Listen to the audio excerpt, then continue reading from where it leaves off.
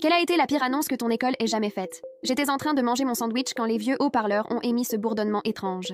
Ils faisaient toujours ça avant de dire quelque chose, mais cette fois ce n'était pas le menu du jour. La voix du directeur a retenti, mais on sentait qu'il était nerveux. Les enfants, retournez immédiatement dans vos salles de classe et fermez à clé. Ce n'est pas un exercice. La dame de la cantine est restée immobile, ne servant plus personne. J'ai regardé mes amies. Elles m'ont regardé, et nous sommes partis en courant. Quand nous sommes arrivés dans la salle, la prof avait déjà baissé les stores. Elle a fermé la porte à clé et nous a demandé de regrouper les bureaux dans un coin, loin des fenêtres. Personne ne parlait, mais nous pensions toutes la même chose. Il y avait quelqu'un avec une arme. Peu après, on a entendu des sirènes, puis des cris. La prof essayait de nous calmer.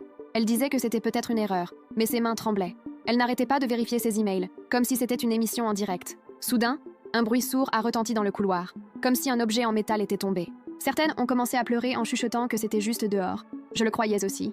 J'ai vu la prof, et pour la première fois, je l'ai vue pleurer. Elle s'est assise avec nous, a pris dans ses bras les plus jeunes, et nous a dit que tout irait bien. Mais ensuite, elle s'est relevée et est allée directement vers l'ordinateur portable. Quelque chose a changé parce qu'elle est devenue pâle. Elle m'a regardée et a demandé s'il y avait une Paula Ramirez dans la classe. Tout le monde me regardait comme si j'avais fait quelque chose de mal. Elle m'a demandé de m'approcher, et elle m'a chuchoté si j'avais quelque chose à moi dans la salle. Je lui ai dit seulement mon sac à dos. Elle m'a dit de le prendre et d'attendre près de la porte. Je ne comprenais rien, mais j'ai obéi. Au bout d'un moment, on a frappé, elle a ouvert. Un policier m'a dit de le suivre. Le couloir était rempli de policiers et de secouristes. Je pensais qu'ils allaient en m'arrêter, et je ne savais même pas pourquoi. Si vous ne voulez pas attendre la suite, vous pouvez regarder l'histoire complète sur ma chaîne YouTube. Cliquez simplement sur partager, puis sur le lien YouTube ici sur mon profil, ou recherchez la chaîne Master Edit sur YouTube.